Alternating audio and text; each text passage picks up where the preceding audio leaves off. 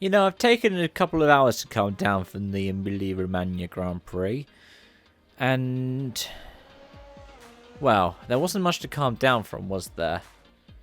It didn't really feel like there was too much to talk about today, because, well, there wasn't that much that I felt, at least, was going on. I mean, sure, you had Verstappen win, but that was pretty much sorted for the first corner when Leclerc didn't get a good start. The same with Perez in second, because, you know, Norris got ahead of Leclerc. Then you had Sainz and Ricciardo, definitely a racing incident. And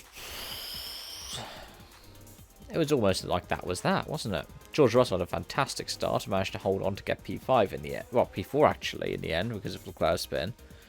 Leclerc coming home 6th, Bottas 5th. But it means that we only have 2 drivers that have scored points at every round this season, because, you know, Ocon drove into Hamilton in the pit lane and got himself a penalty, and Lewis finished a lap down. Yeah, it was a race. I don't know. The way that I see it, I love Imola. It's one of my favourite tracks, and I'm happy that F1's there, but it's just signed a new deal with F1, hasn't it? A longer term deal. And I'll be honest, it doesn't suit the current cars. I don't think it really suited the last generation of cars, but it's too small. You know how F1 was saying, oh, we might need to change the venues, so some classic venues might draw off the calendar.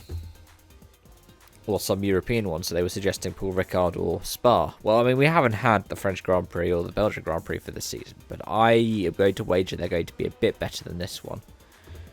I think a big exhibit of how it could have been, how it could be better, is just think about the commentary. I've been critical of, over the course of this weekend, DRS and Crofty.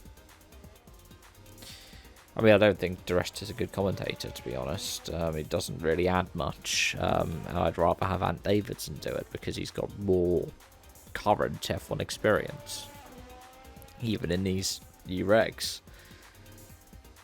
They just moaned, or it felt like they moaned, for most of the race about, oh, there's no DRS. What would happen if there's DRS? But there's no DRS. But why is there no DRS? It's just like, there's enough of that. Like, sure, they could have done more to it. They could have also put in more zones for the overtaking slot. But if your overtakers are that reliant on it, then obviously the new rules haven't worked. The cars can't follow as closely as they said. They follow closer, but they're not following as closely as F1 had anticipated, are they? I think that's where I stand with it. It's like, it was a decent race. And especially for people like Sebastian Vettel opening his points all for the season, that's cool to see. But it didn't feel like there was actually that much to it as a Grand Prix. Which is a shame, because I love Imola. And it's a shame because it was a wet-dry race. And unpredictable conditions, there's things I enjoy as well.